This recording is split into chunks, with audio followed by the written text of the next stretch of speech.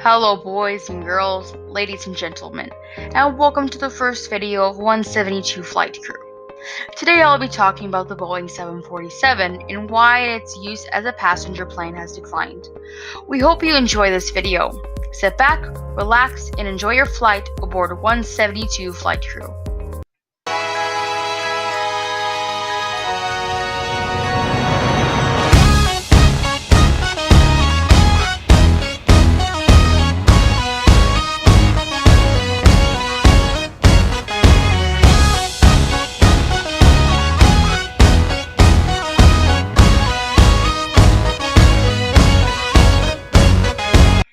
On December 30th, 1969, the beautiful 747 was rolled out for the public to view.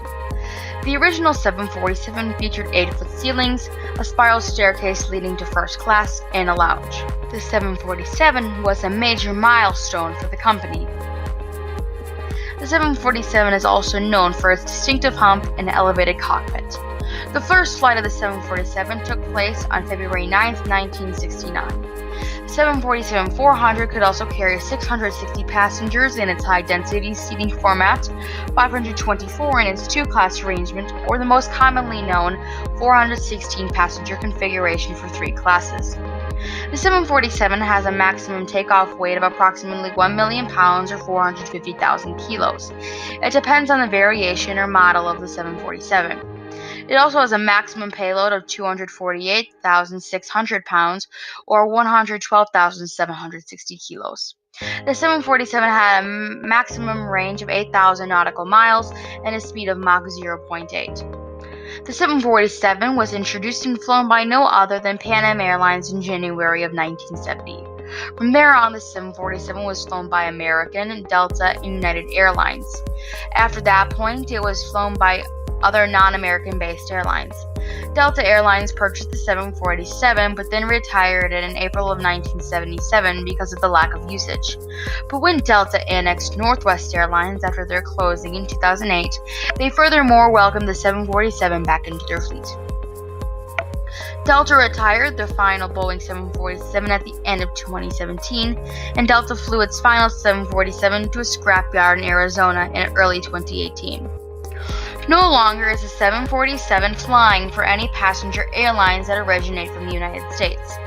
Currently, there are multiple models of the 747 that have been made. These include the 747-100, the 747-SP, 747-200, 747-300, 747-400, 747-800, 747-8I, and 747-8F.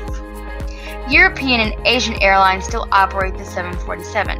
These airlines include British Airways, Royal Dutch Airlines, Air China, Asiana Airlines, El Al, Lufthansa, Qantas, Korean Air, and Virgin Atlantic, and other airlines.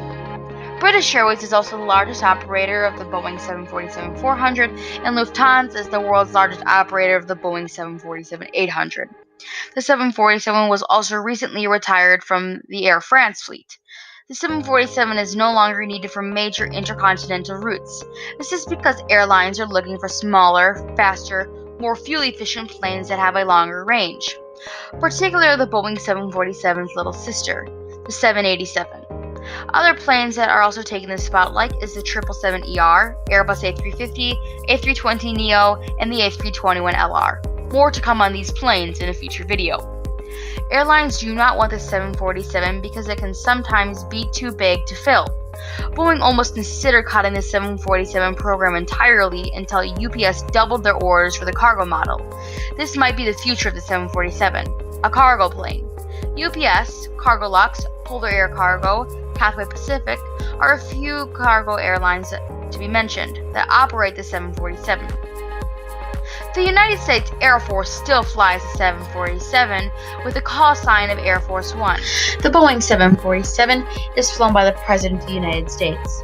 The current model of Air Force One is the 747-200. The speculated new model for Air Force One will be the 747-8I. This plane could possibly be for the winner of the 2020 U.S. presidential elections.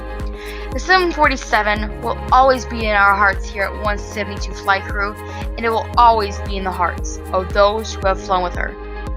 Thank you for flying with us. We hope to see you next time.